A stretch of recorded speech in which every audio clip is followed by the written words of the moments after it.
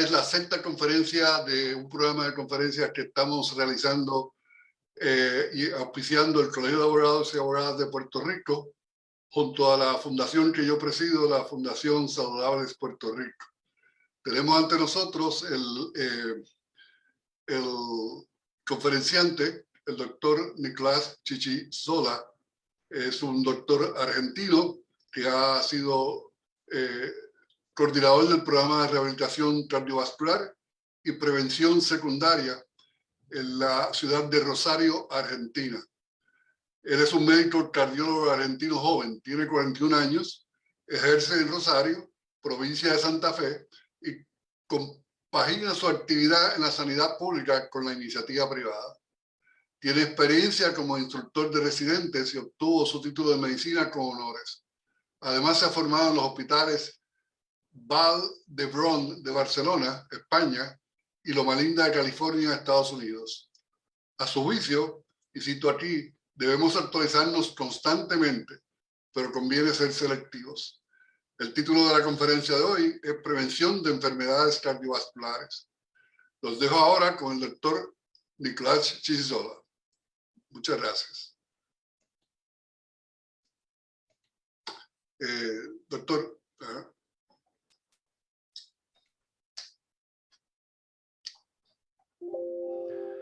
Bueno, ante todo, muchas gracias por la invitación. Para mí es un honor estar acá charlando con ustedes, tratando de transmitirles los conocimientos que uno ha adquirido y tratar de ayudar en esta función que tenemos, que es tratar de prevenir las enfermedades cardiovasculares. Cuando fui invitado a dar esta conferencia, decidí trabajar justamente en la prevención de las enfermedades cardiovasculares. Y ser claro que cada uno de nosotros tiene un rol en esta prevención, ¿sí? Nosotros, desde el punto de vista de la medicina como médicos, pero también los pacientes, también en la familia, también como padre, como madre de un niño pequeño, está la prevención de las enfermedades cardiovasculares. A través de esta charla voy a tratar de explicarles este breve comentario de inicio que acabo de hacerles, ¿sí? Bueno, como saben, hemos titulado a esta conferencia Prevención de Enfermedades Cardiovasculares. Para conocer primero qué es la prevención, debemos saber qué son las enfermedades cardiovasculares, ¿sí? Para simplificarlo, hablamos de trastornos, ya sea de los vasos sanguíneos o del corazón, ¿sí? Eso es la definición más clara que tenemos de enfermedad cardiovascular. Cuando hablamos de daño de los vasos sanguíneos, podemos hablar principalmente de lo que es la enfermedad aterosclerótica, que es donde nos vamos a detener exclusivamente en el resto de la charla, porque creo que es donde debemos hacer más hincapié en la prevención. Pero no debemos olvidarnos de los aneurismas. Los aneurismas pueden deberse a muchísimas causas, pueden deberse a alguna debilidad en la pared y predisponer a que esta pared se dilate, y al haber una dilatación eso puede generar una complicación que puede ser la rotura del aneurisma, que puede traernos distintas consecuencias, depende del lugar donde se encuentre este aneurisma. Tampoco debemos olvidar las venas, porque las venas son parte de los vasos sanguíneos, y existe una enfermedad que se llama enfermedad tromboembólica, donde podemos discriminar la enfermedad trombosa venosa de los miembros inferiores o el tromboembolismo de pulmón. Esto habitualmente se puede asociar a algún viaje largo, algún traumatismo, algún viaje en avión, y hay varias medidas preventivas para llevar a cabo la enfermedad tromboembólica y no debemos olvidarla, ¿sí? Si hablamos del corazón, tenemos distintas enfermedades asociadas en el corazón. La más común quizás sea la insuficiencia cardíaca, que habla de una dificultad del corazón, ya sea para llenarse o para vaciarse, y eso hace que sea insuficiente la distribución del corazón en los distintos territorios. También podemos hablar de enfermedades del músculo cardíaco que se llaman miocardiopatías, que pueden predisponer a que el corazón se dilate, a que el corazón pierda su fuerza, a que existan arritmias, ¿sí? Otra de las enfermedades que pueden estar asociadas en el corazón son las arritmias. Otras de las enfermedades ya vienen desde el nacimiento y son las cardiopatías congénitas, donde debemos ser bastante agudos en el diagnóstico para poder realizar un tratamiento adecuado. Desde los últimos años se ha avanzado mucho desde el punto de vista tecnológico, ya sea en el diagnóstico como en el tratamiento de las enfermedades congénitas. Entonces, estar atentos con tecnología para diagnosticar, también para tratar y hacer que los pacientes que han nacido con una enfermedad puedan vivir lo más posible, con la mejor calidad de vida posible, y eso se ha logrado en los últimos años gracias al avance de la medicina. Y también están las enfermedades de las válvulas cardíacas que se llaman valvulopatías. También en los últimos años ha habido un gran interés en tratar de solucionar los problemas de las válvulas a través de cirugías cada vez menos invasivas, y se pueden hacer implantes de válvula aórtica o válvula mitral a través de una incisión a la pierna y no llegar a la conocida cirugía o llamada cirugía corazón abierto con una esternotomía o una cicatriz en el pecho. Entonces hay grandes avances que han ayudado a ser menos agresivos y a prevenir complicaciones posteriores.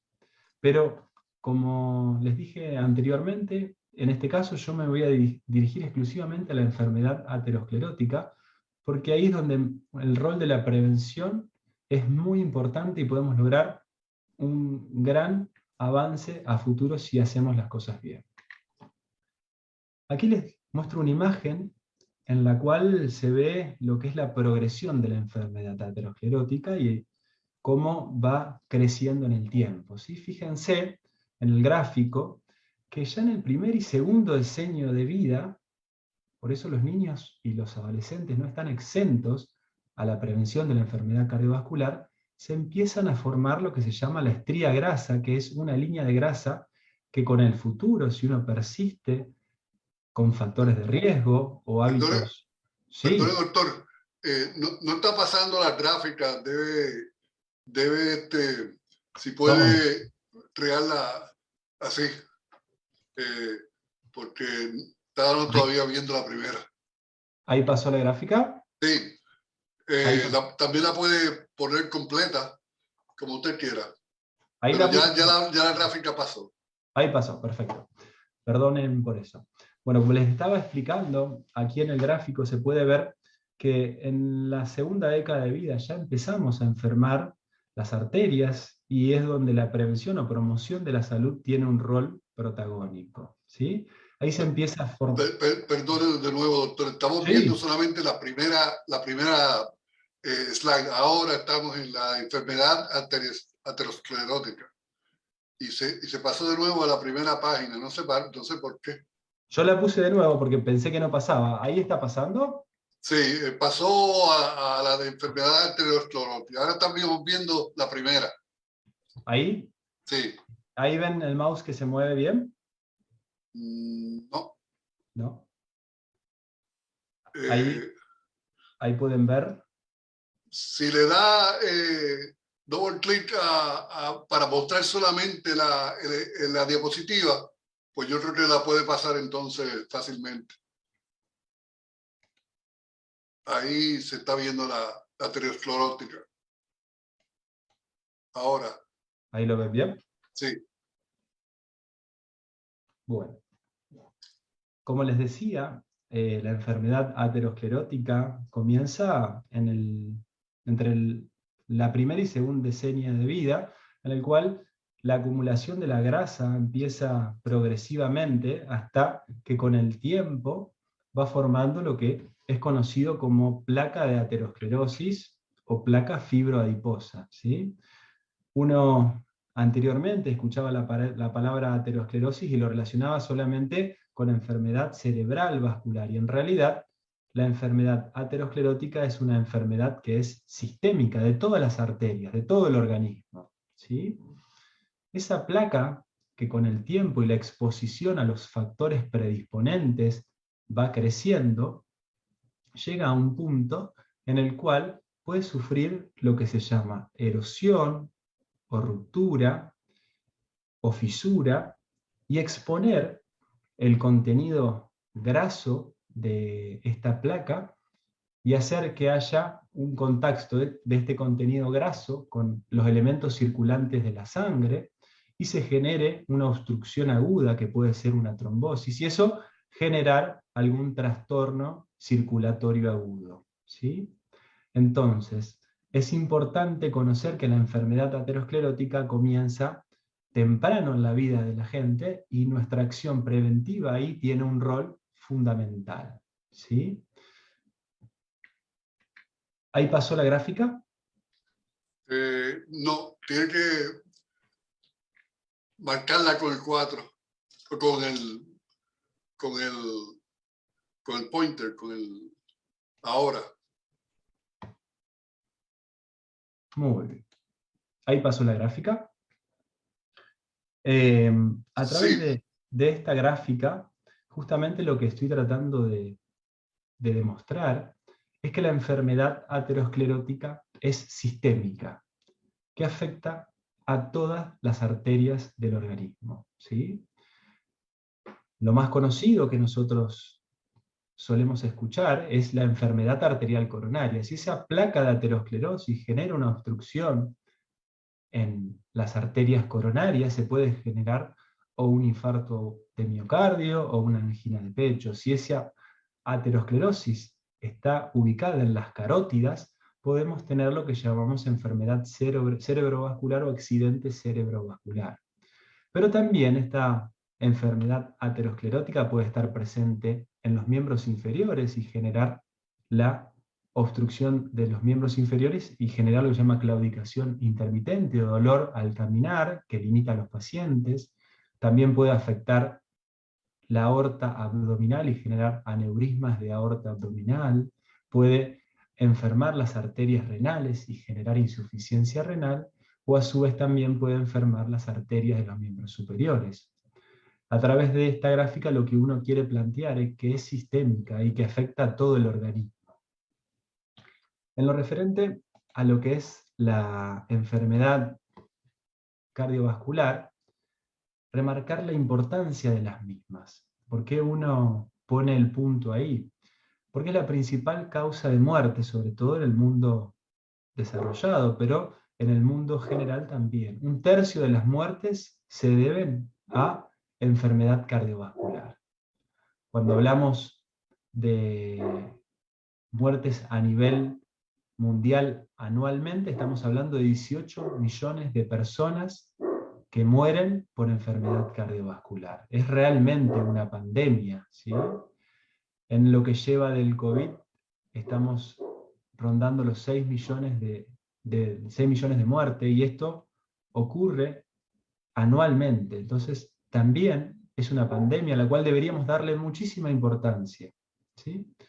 No solamente porque es la principal causa de muerte, sino también porque es la principal causa de discapacidad. Los pacientes que han sufrido un evento cardiovascular van a ser o van a perder calidad de vida, y eso es muy importante para el futuro de la población, desde el punto de vista social, como así también económico, porque es una persona que deja de trabajar. Para que ustedes se den una idea, hay 32 millones de eventos cardiovasculares anualmente, ¿sí? El primer evento cardiovascular, en el 40% de los casos, puede ser una muerte súbita. Entonces, esto es una enfermedad que puede iniciar de la peor de las formas, entonces debemos evitar llegar a esta enfermedad o prolongarlo en el tiempo lo más posible, ¿sí? La mayoría de los eventos cardiovasculares ocurren en un paciente que ya tuvo un evento cardiovascular. Eso es algo que debemos conocer también. En lo referente a las causas que generan este factor de riesgo cardiovascular, o sea, esta enfermedad cardiovascular, los factores predisponentes. Y ahí los factores de riesgo cardiovascular tienen un rol protagónico. Yo ahora voy a ir nombrando y explicando un poco cada uno de ellos para que comprendamos que debemos trabajar contra ellos para hacer prevención cardiovascular. Hay algunos factores en los cuales nosotros no podemos accionar, que son los factores de riesgo no modificables, ¿sí? La edad es uno de ellos. La edad es lo que nos expone a este factor predisponente. Mientras más edad tengamos, más exposición a los factores de riesgo tenemos y más riesgos de enfermar tenemos, ¿sí? Hay una cuestión genética, que hay predisposición genética a enfermar las arterias, y eso debemos conocerlo, ¿sí? Cuando uno tiene predisposición genética, cuando tiene un padre o una madre, o un hermano, o un tío, que tuvo una enfermedad cardiovascular, si es hombre antes de los 55 años y si es mujer antes de los 65 años. De ahí la importancia en la historia clínica o de la historia familiar conocer si hay eventos o no cardiovasculares, porque si hay eventos cardiovasculares debemos ser más agresivos con la prevención, ¿sí? Lo otro que tenemos que tener en cuenta es el género, ¿sí? La mujer tiene una protección mientras está en etapa fértil, y una vez que entra en la menopausia aumenta su riesgo cardiovascular. Eso debemos conocerlo, ¿sí? Y después ya debemos saber que hay factores de riesgo modificables en los cuales nosotros debemos actuar, y estos son el tabaquismo, la hipertensión arterial, el sobrepeso, la obesidad, el colesterol elevado, la diabetes, el estrés, y sobre todos ellos nosotros debemos actuar para evitar las enfermedades cardiovasculares. En lo referente a uno de ellos, que es el tabaquismo, debemos conocer que es la principal causa prevenible de muerte. ¿Qué quiere decir esto? Que si el cigarrillo no existiese en el mundo, habría un 60% de infarto menos. O sea, es un factor de riesgo que tiene un rol muy protagónico en la enfermedad cardiovascular. Se estima que aproximadamente en el año 2025, 10 millones van a morir por el cigarrillo. Se ve también que es un factor de riesgo que está creciendo, sobre todo en países subdesarrollados. La estimación de mortalidad a 2025-2030 en países subdesarrollados es aún mayor, ¿sí? El cigarrillo es un factor que daña por sus propios tóxicos y porque genera un efecto inflamatorio muy marcado en todo el aparato cardiovascular.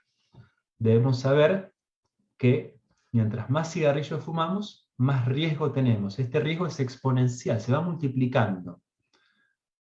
Esto no quiere decir que fumar un cigarrillo no nos va a enfermar las arterias, porque va a generar daño arterial. Entre no fumar y fumar un cigarrillo hay un abismo, pero a medida que vamos aumentando el número de cigarrillos, esto va creciendo exponencialmente. Debemos saber que no solamente se asocia con enfermedades cardiovasculares, sino también se asocia a otras enfermedades. Enfermedades pulmonares obstructivas crónicas o EPOC, a cánceres, a otros trastornos que también van a generar deterioro de la calidad de vida de nuestros pacientes. Debemos saber que después de un evento cardíaco, el abandono del hábito tabáquico es la medida preventiva más eficaz que tenemos, ¿sí? Va a reducir prácticamente a la mitad el riesgo de sufrir un nuevo evento cardíaco. Entonces debemos ser agresivos y utilizar todas las herramientas que tenemos para que se deje de fumar. Dentro de las herramientas están las clínicas del abandono tabáquico, están medicación, hay sustitutos de la nicotina, hay varias cosas para el cese, ¿sí? Aquí, ¿pasó la diapositiva?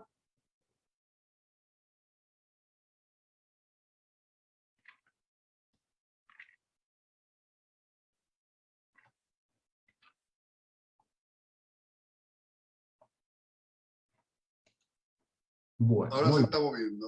¿Ahí se está moviendo? Perfecto. Sí. Está la regla del ABC para dejar de fumar o para el cese del tabaquismo, ¿sí? ¿Qué debemos hacer los médicos en el consultorio? La A, de averiguar, ¿sí? Hay que identificar si tenemos un paciente fumador enfrente nuestro o no. Si hay un paciente fumador, tratar de saber si vive con alguien más o no, o si alguien más en la familia fuma, porque está el fumador pasivo o el que aspira el humo de otro fumador que vive dentro de la casa. Y ese fumador pasivo tiene un aumento del riesgo cardiovascular de un 25% solamente por convivir con un tabaquismo. Entonces no solamente hay que preguntar sobre el hábito tabáquico del paciente, sino del entorno, ¿sí? Después la segunda letra es la B, donde tenés un breve consejo para recomendar a la persona el abandono del hábito tabáquico, ¿sí? Siempre a nivel individual, dentro del consultorio, es fundamental que el cardiólogo tenga este vínculo y pueda trabajar en el cese del tabaquismo, ¿sí? Y la última letra de este ABC es la C de cesación, ¿sí? Hay distintas formas, como les decía anteriormente.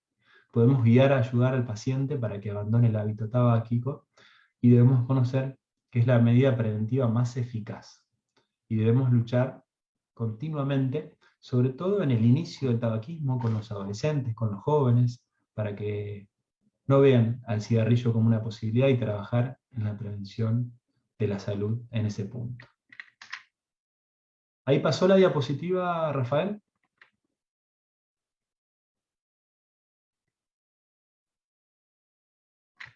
No lo escucho, Rafael. Sí, perdón, no ha pasado. La próxima. No, no ha pasado, perfecto. No, No sé qué le sucede a esto, pero bueno, vamos a ir pasándolas individualmente, así sí. pueden ir viendo todas las diapositivas, ¿sí? Otro de los factores de riesgo es lo que se llama colesterol elevado o dislipidemias, ¿sí? Ya sea el colesterol LDL o los triglicéridos elevados son aterogénicos, son generadores de placa de aterosclerol, y a su vez también hay un colesterol que es el llamado colesterol bueno, que es el HDL, ¿sí? A través de esta gráfica quiero ilustrarle que en los aceites, sobre todo en el aceite de oliva, en los vegetales, en lo que sería la dieta mediterránea, con un consumo elevado de frutos secos, de peces, sobre todo peces marinos de profundidad, en la actividad física, va a aumentar el HDL, que es el colesterol protector, ¿sí? El colesterol llamado bueno, ¿sí? Mientras que mala alimentación, el sedentarismo, la obesidad, el tabaquismo, las carnes rojas, ¿sí? Que tienen grasa entre las fibras y es difícil separarla y no son grasas bondadosas como las que tiene el pescado, está el colesterol llamado malo o LDL. De estas proporciones donde nosotros basamos nuestro riesgo, ¿sí? Siempre cuando uno se va a hacer una analítica o un laboratorio, hay ciertos valores de referencia de lo que es el colesterol total, el colesterol HDL o bueno, el LDL o malo, pero siempre nosotros debemos saber que el objetivo que nosotros buscamos de colesterol depende mucho de qué riesgo tengamos, ¿sí? ¿Qué quiere decir esto? Nosotros, si tenemos un alto riesgo, muy alto riesgo, vamos a querer que el colesterol esté lo más bajito posible y vamos a ser mucho más agresivos en su descenso. Y si el riesgo del paciente es menor, podemos relajarnos un poco y ser menos agresivos en el descenso del colesterol. También debemos conocer que hay muchas dislipidemias familiares. Entonces, preguntar si en tíos, padres, abuelos había colesterol alto, y en los sospechados de colesterol altos, pedirles analíticas de laboratorio antes para tratar de diagnosticar precozmente una dislipidemia que a futuro puede llevarnos a presentar una enfermedad cardiovascular, ¿sí? Ahora les voy a hablar un poquitito de lo que es la hipertensión arterial, otro de los factores predisponentes para enfermar, ¿sí? Debemos saber que es el principal factor de riesgo y que está más presente en la población, ¿sí? A medida en que van pasando los años, las arterias se van endureciendo y uno tiene más propensión a tener hipertensión arterial. A medida que van pasando los años, esta prevalencia o casos de hipertensión va creciendo. Y como con la mejoría de la salud y tantas otras cosas más, la población ha envejecido, la cantidad de hipertensos también ha envejecido, ¿sí? El primer punto que genera un poco de discordia es la definición de la presión alta, ¿sí? A medida que van pasando los años, los médicos cada vez somos más agresivos en el control de estos factores de riesgo, dentro de los cuales se encuentra la presión arterial, ¿sí? Hay una discrepancia en dos sociedades, una es la americana y otra es la europea, en la cual en la sociedad europea se maneja un valor de hipertensión cuando la presión está por arriba de 14,9, o 140-90 de sistólica y diastólica, o máxima y mínima, como quieran llamarla, y ahí decimos, existe hipertensión arterial. Y para algunos casos seleccionados bajan ese umbral de presión alta. Los americanos, en las últimas guías de práctica clínica, en la cual se juntan los expertos y la evidencia que tienen para poder extrapolarla a la población, llegaron a la conclusión que debemos ser más agresivos en el descenso de la presión arterial y consideran un hipertenso cuando las cifras de presión arterial están por arriba de 130 y 80. ¿Eso qué hace? Aumenta el número de hipertensos, pero aumenta el número de los pacientes que necesitan ser tratados, ya sea con medidas de dieta y ejercicio o medicación. ¿Esto qué hace? Que un grupo mayor de personas reciban tratamiento y que esa presión baje. En realidad, se sabe que cuando la presión empieza a superar los 120 de máxima y los 80 o 75 de mínima, el riesgo cardiovascular crece. No es que hay un corte abrupto en el cual uno está bien y pasa ese umbral y está mal. Entonces, mientras más cerquita del 120-80 estemos, mejor. Entonces, en este caso yo estoy más de acuerdo con los americanos de ser un poco más agresivo en el diagnóstico para ser más agresivos en el tratamiento y reducir riesgo. Porque la hipertensión, si uno deja la hipertensión no controlada, predispone a enfermedad coronaria, a accidente cerebrovascular, a insuficiencia cardíaca, a varias cosas, y como es tan prevalente, hay tantos casos en el mundo, hace que muchos enfermen. Entonces, si somos más agresivos en el diagnóstico y más agresivos en el tratamiento, reduciríamos los casos de enfermedad cardiovascular. Para que ustedes se den una idea, se estima que el 30% de la población mundial tiene hipertensión. Estos serían más o menos 66 millones de personas. Entonces, estamos hablando de que solamente de ese porcentaje de pacientes, el 45% tiene la presión controlada. Y más de la mitad no la tiene controlada. Casi un 40% de los que no la tienen controlada desconocen que son hipertensos, y muchos, conociéndose hipertensos, no reciben tratamiento, y otros, conociéndose hipertensos, no reciben el tratamiento adecuado para lograr controlarla y bajarla por debajo de 13,8. Entonces, es una enfermedad que tiene un compromiso muy grande a nivel mundial. En lo referente a lo que es el próximo factor de riesgo, vamos a charlar un poco de la diabetes. La diabetes es una enfermedad que se diagnostica a través de 2 valores de glucemia en ayuno mayores a 126, como así también se puede diagnosticar cuando uno tiene ciertos síntomas, que es el aumento de la sed, pérdida de peso, aumento de la micción diaria y un valor de glicemia aislado por arriba de 200. Con eso nosotros diagnosticamos la diabetes y se transforma en un paciente diabético. Hay distintos tipos de diabéticos, algunos son diabéticos tipo 1, que tienen un defecto en el inmunológico en el cual no pueden generar insulina por su páncreas porque se lo van destruyendo al páncreas, pero lo más habitual es la diabetes tipo 2. El 85-95% de los pacientes tienen diabetes tipo 2. Y la diabetes tipo 2 está asociada a lo que se llama síndrome metabólico o obesidad central, en el cual hay un aumento de la grasa, sobre todo en las vísceras del abdomen, y hay una mayor resistencia para que la insulina, que la función de la insulina es meter el azúcar dentro de las células, trabaje, y eso va forzando el páncreas hasta que llega un punto que el páncreas se agota y se desarrolla la diabetes, ¿sí? Entonces está íntimamente asociada con la obesidad. Lamentablemente, cada vez tenemos más diabetes infanto-juvenil o diabetes de embarazadas, porque la obesidad también es una pandemia. Lo vamos a ver a futuro. ¿Por qué es tan importante la diabetes? Porque puede generar enfermedad de las pequeñas arterias, y ahí es donde puede generar daños en la retina, la llamada retinopatía diabética, que puede tener grandes trastornos visuales y llevar al paciente a una dificultad visual muy grave, inclusive a la ceguera. Tiene daño del riñón, de las pequeñas arterias del riñón, y la principal causa de insuficiencia renal en el mundo, y a su vez también puede generar alteraciones en la irrigación nerviosa de las manos y de los pies, con muchas dificultades a veces para caminar, dolores, riesgo de lastimarse y generar úlceras en las piernas, y que eso conlleve a riesgo de amputaciones y otras cosas más. Como así también tiene un efecto muy importante a nivel de las arterias grandes, las que vimos en el gráfico que yo les mostré.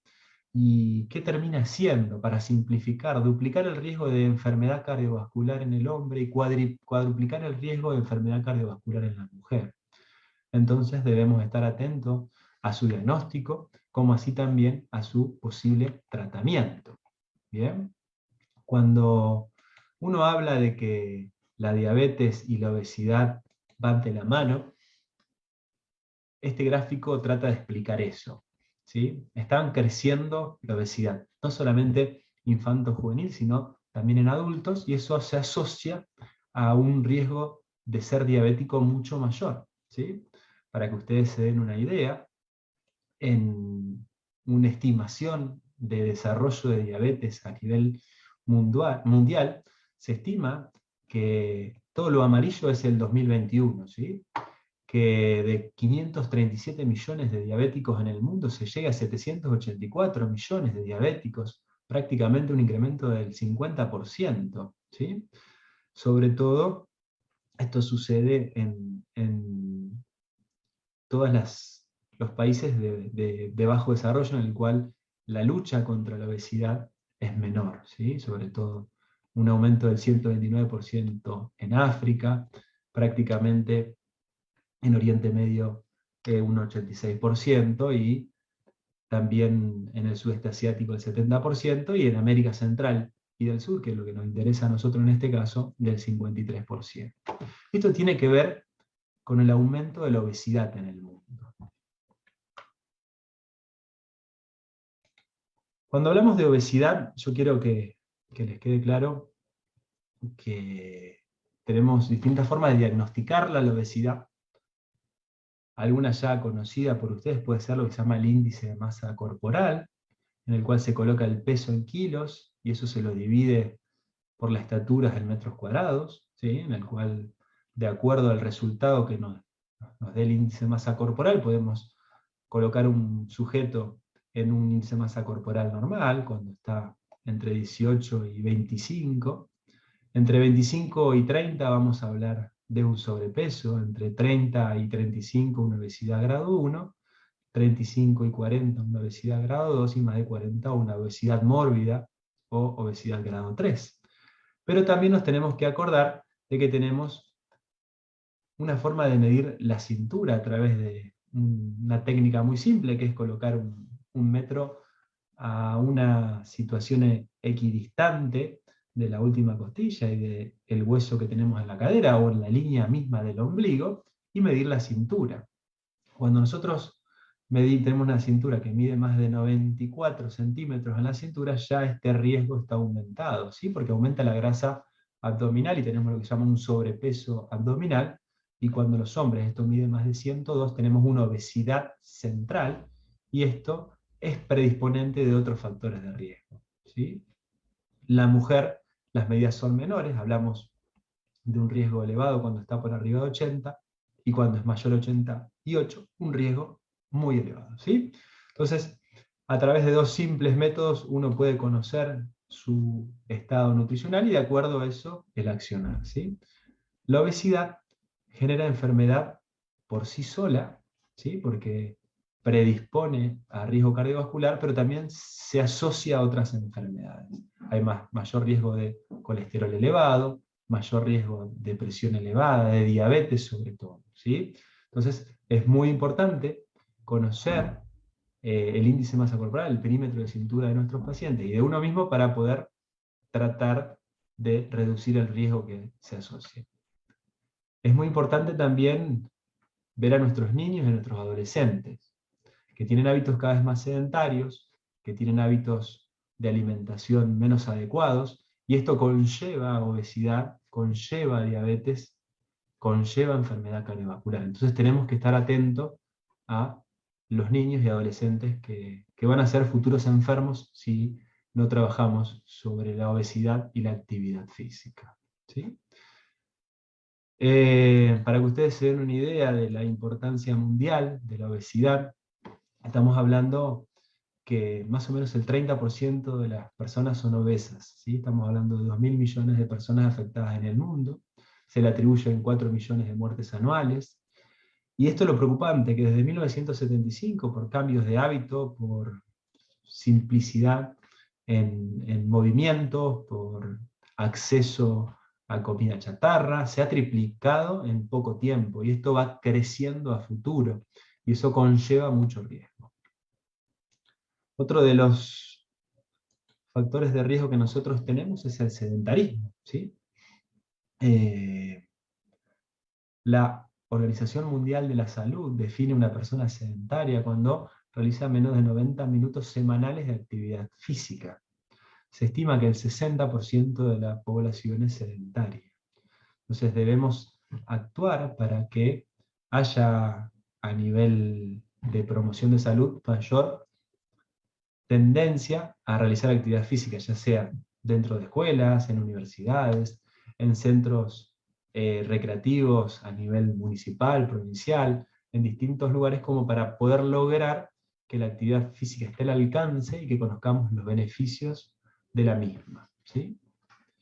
Es importante la actividad física porque sabemos que si realizamos actividad física tenemos un aumento de la sobrevida. En lo referente a la sobrevida por actividad física, nosotros sabemos que si tenemos un fitness cardiorrespiratorio, ¿qué es un fitness cardiorrespiratorio? Es la capacidad aeróbica que nosotros logramos mayor, tenemos menos riesgo de eventos cardiovasculares. ¿Sí? Este es un estudio en el cual se siguieron a 5.000 hombres libres de enfermedad cardiovascular durante 46 años. Y se vio que los pacientes que tenían una capacidad aeróbica y una cantidad de ejercicio mayor tenían menor riesgo de eventos cardiovasculares y de muerte cardiovascular en el tiempo. Fíjense que están 46 años siguiendo a estas personas y ven el beneficio de la actividad física. Ahí tenemos un factor protector, ¿sí? Como el sedentarismo lastima, la actividad física cura, ¿sí?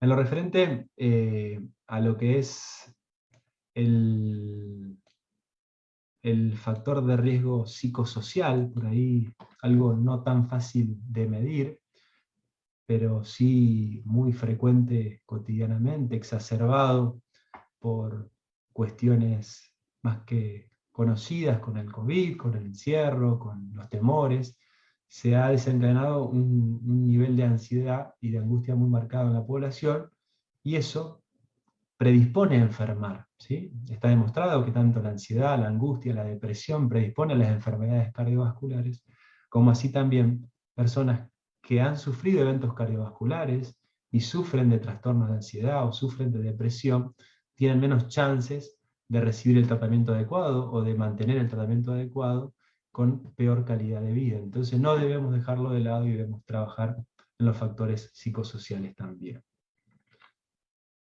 Y por último, ya para ir terminando la conferencia, focalizarnos en esta pirámide de prevención de las enfermedades cardiovasculares. ¿Sí? En la base tenemos lo que se llama promoción o prevención primordial. ¿Qué es lo que tratamos de hacer a través de esto? Evitar que los pacientes desarrollen factores predisponentes para posteriormente enfermar. ¿Sí? Aquí es donde la salud fetal tiene un rol protagónico, el niño, el adolescente tiene un rol protagónico, tratar de no llegar a los factores de riesgo, tratar de estimularlos para que hagan actividad física, para que no fumen, para reducir la polución ambiental, para que mantengan una dieta saludable, para que mantengan un peso saludable, y donde tenemos que poner el énfasis los padres, los médicos, la escuela, en que estos niños entiendan que si mantienen estas líneas de prevención van a estar bien. ¿Sí? En lo referente a la prevención primordial, tenemos que saber que el foco es la iniciación de los factores de riesgo. Donde van a estar los factores de riesgo tenemos que tratar de evitarlos, ¿sí? Entonces, trabajar en modificar el estilo de vida de los niños y los adolescentes, ¿sí? Y esto va a tener un efecto colateral en otras enfermedades crónicas, como la diabetes, como el cáncer, porque se asocian a los factores de riesgo que genera la enfermedad cardiovascular. Y ahí sale el concepto que el American Heart en el año 2010 publica como salud cardiovascular ideal. Acá hablamos siempre de cosas negativas y esto es un refuerzo positivo, tratar de decir, bueno, ¿cómo yo logro tener una salud cardiovascular ideal? Necesitamos 3 comportamientos saludables claves, ¿sí? No fumar, sobre todo, en el último año está dice acá, pero tratar de no fumar. Tratar de tener una rutina de actividad física regular, tratar de tener una dieta saludable, tratar de que nuestra presión arterial esté por debajo de 120/80, tratar de que nuestro colesterol total esté por debajo de 200, tratar de mantener un índice de masa corporal ideal y no tener diabetes. Si uno logra cumplir con estos 3 comportamientos saludables y 4 factores de salud, vamos a estar en ese ideal de la salud cardiovascular. Trabajar para que nuestros niños, nuestros adolescentes, nuestros pacientes estén en ese grupo es fundamental. En lo referente a lo que es la segunda parte de la pirámide, nosotros vamos a hablar de prevención primaria. ¿Qué es prevención primaria? Pacientes que todavía no han enfermado, ¿sí? Pero que ya tienen estos factores que pueden predisponer a enfermar. Entonces debemos ser muy agresivos en el control de estos factores de riesgo. Trabajar sobre la presión alta, sobre la obesidad, sobre la diabetes, sobre el tabaquismo, sobre el sedentarismo. Trabajar activamente, porque estos pacientes no tuvieron un evento cardiovascular. Si evitamos que lo tengan o lo prolongamos en el tiempo, vamos a estar logrando algo muy importante.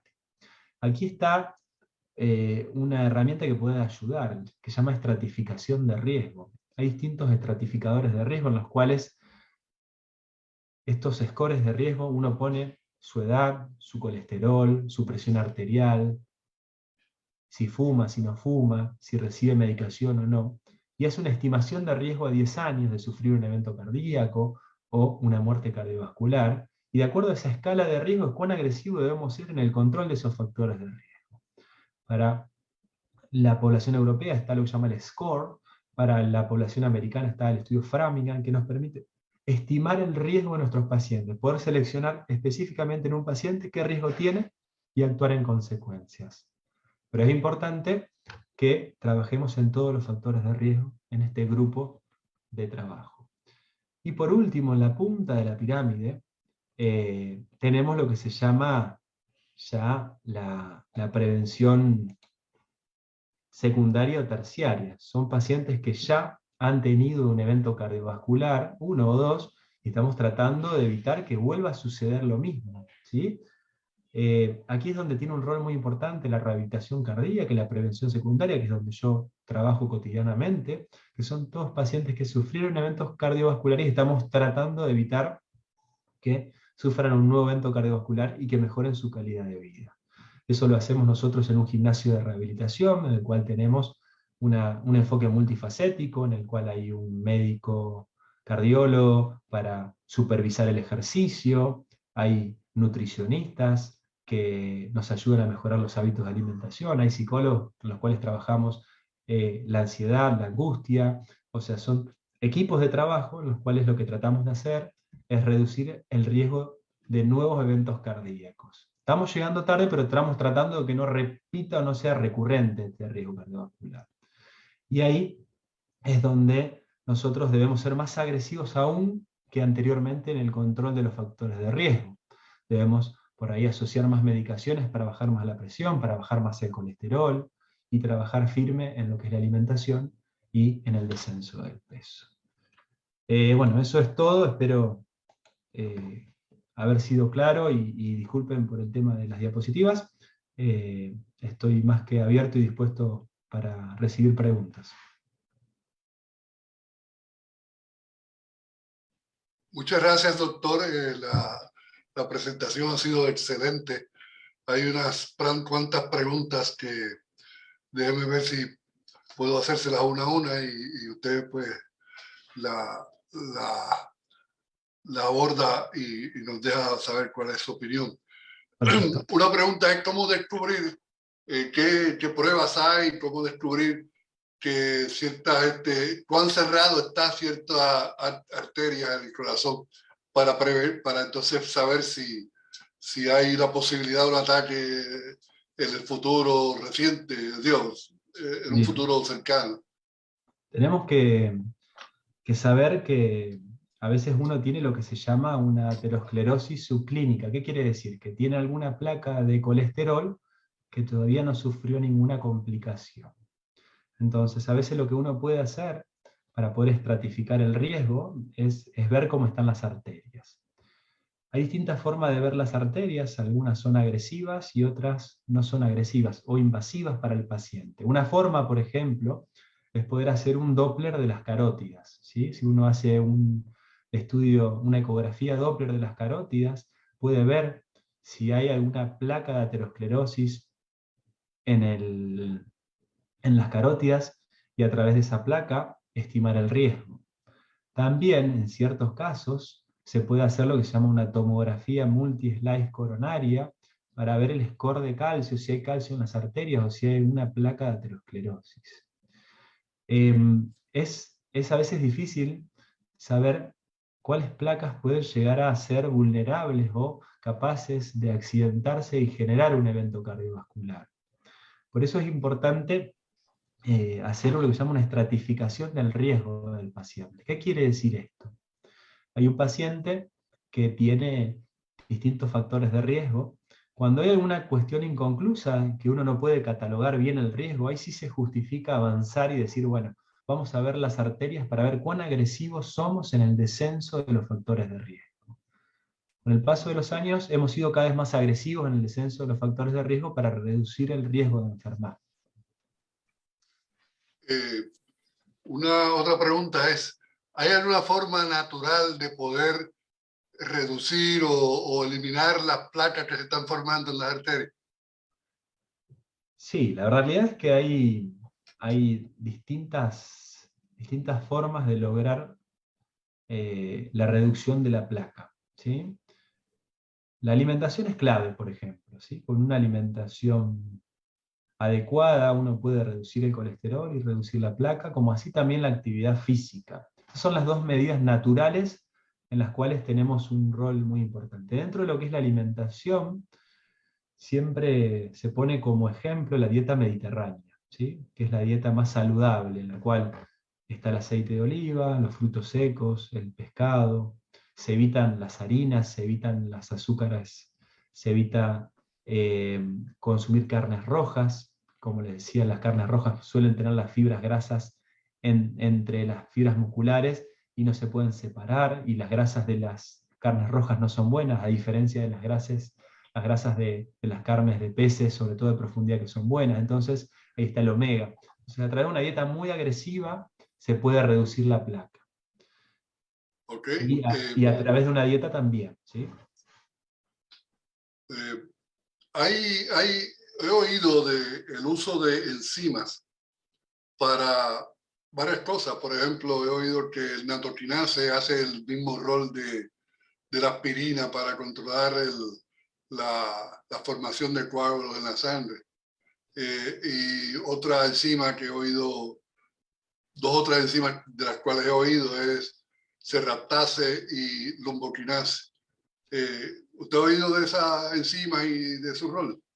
Sí, las he oído. En lo referente a lo que es la medicina a gran escala, por así decirlo, siempre nosotros tratamos de tener una evidencia en la cual hay una comparación de dos grupos, uno con droga y otro sin droga, para tratar de saber si es beneficioso o no. Primero quiero aclarar algo que para mí es fundamental.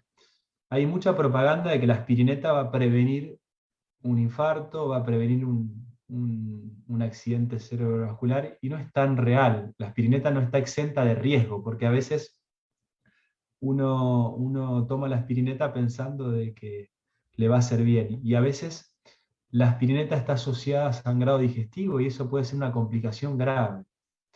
Anteriormente se usaba en prevención primaria, o sea, antes de tener enfermedad cardiovascular, la aspirineta en un gran número de pacientes. Y poco a poco se ha demostrado que la aspirineta no es tan saludable en cierto grupo de pacientes en prevención primaria y no debería usarse tanto como se utiliza, o prácticamente no debería casi usarse. Sí debería usarse en prevención secundaria, que es luego de un evento cardiovascular. Ahí sí deberíamos usarla y deberíamos utilizarla. En lo referente a lo que las enzimas, sí, he leído y no hay una experiencia a gran escala para poder recomendarlas globalmente. Ok. Una última pregunta es, estos estándares de 130 y 80, ¿tienen alguna variación, por ejemplo, para personas altas o mayores significativamente? O sea, seniors de 75, 80 años o personas de 6'7", 6'8". Es una buena pregunta, ¿sí? La realidad es que siempre, o sea, tenemos que asociar la edad biológica del paciente a cómo se encuentra el paciente, ¿sí? Porque hay pacientes de 70 años que están excelentes, pacientes de 80 años que están excelentes, y hay pacientes de 70 años que están muy enfermos, ¿sí? Entonces, más que todo tiene que ver con el riesgo del paciente. Si es un paciente que tiene predisposición o predisposición a caídas, y uno puede bajarle bruscamente la presión arterial, o es un paciente que no se hidrata bien, entonces puede tener una deshidratación y que la medicación para la presión sea muy agresiva. Ahí tenemos que ser muy cuidadosos y quizás ser un poco más tolerantes con un poquitito más de presión, por así decirlo. No mucho más de 14, ¿sí? Pero si es un paciente que cumple con las medidas de prevención, se hidrata bien, ser lo más agresivo posible va a traer más resultados favorables. Bueno, pues esas son las preguntas que hemos recibido.